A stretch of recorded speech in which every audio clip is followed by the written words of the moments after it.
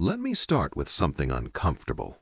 Have you ever noticed that some of the smartest people you know are also some of the most stressed about money? People with degrees, people with good jobs, people who understand complex systems at work. Yet when it comes to personal finances, their lives feel tight, fragile, and surprisingly unstable. This doesn't make sense at first. We assume intelligence should protect us from financial mistakes, but in reality, it often doesn't.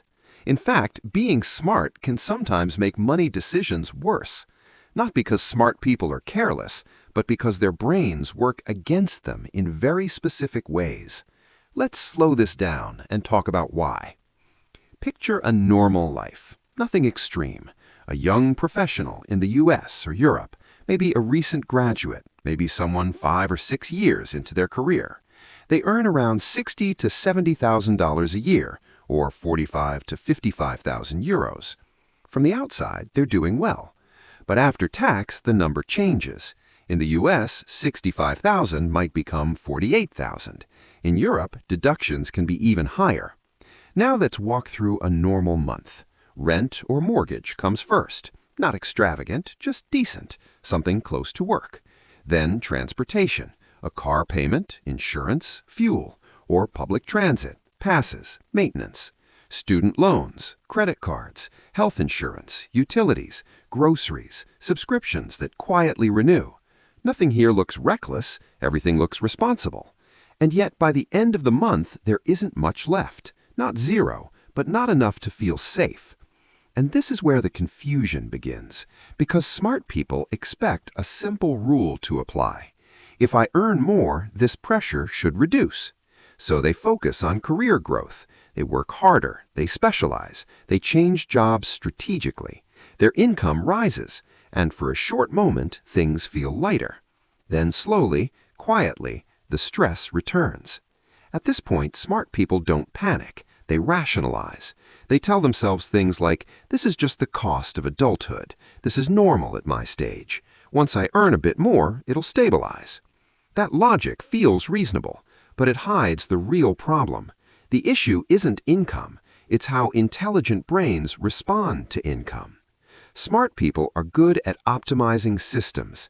At work, they're rewarded for efficiency, comfort, and reliability. So when their income increases, their brain applies the same logic to life. They reduce friction. A better apartment means less daily stress. A newer car means fewer surprises. More convenience means more mental space. None of this is luxury-driven, it's optimization-driven. And that's exactly where the trap forms, because optimization creates permanence. Rent becomes fixed, payments become automatic, commitments become invisible. Once a cost is fixed, the brain stops questioning it. It becomes normal.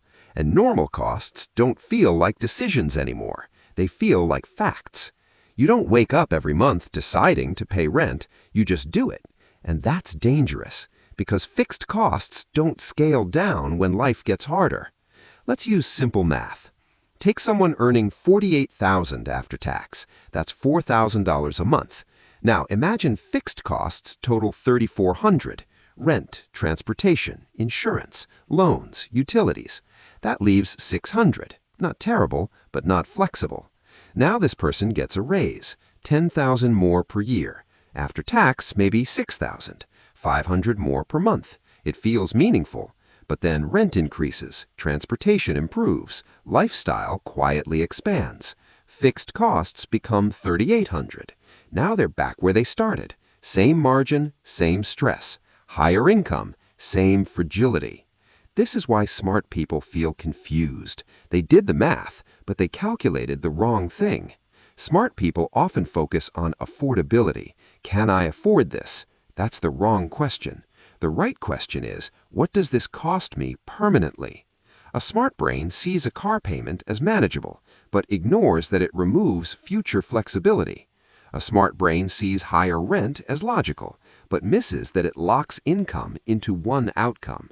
This isn't stupidity, it's cognitive bias. There's also a deeper psychological layer. Smart people identify strongly with competence. They don't want chaos. They don't want instability. So they unconsciously trade freedom for predictability.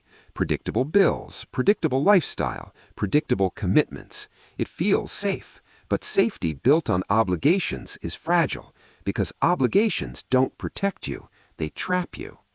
Another reason smart people struggle with money is because they overestimate control.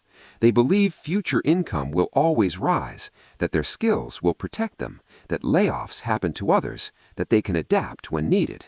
Sometimes that's true, until it isn't. And when income drops but costs stay fixed, the stress becomes immediate and intense. This is why high earners often panic faster than low earners. They have more to lose. Over time, this pattern creates a strange outcome. Smart people earn well, live decently, but never feel ahead. Savings grow slowly, stress remains constant, retirement feels distant, freedom feels abstract. Not because they're careless, but because they optimized the wrong variable. Financially intelligent people think differently. They don't try to maximize lifestyle, they try to minimize dependency.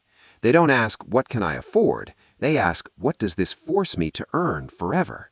They treat fixed costs with suspicion because fixed costs reduce optionality, and optionality is the real currency of financial security. This doesn't mean living poorly. It means staying light. It means keeping space between income and obligation. That space is what absorbs shocks. That space is what creates calm.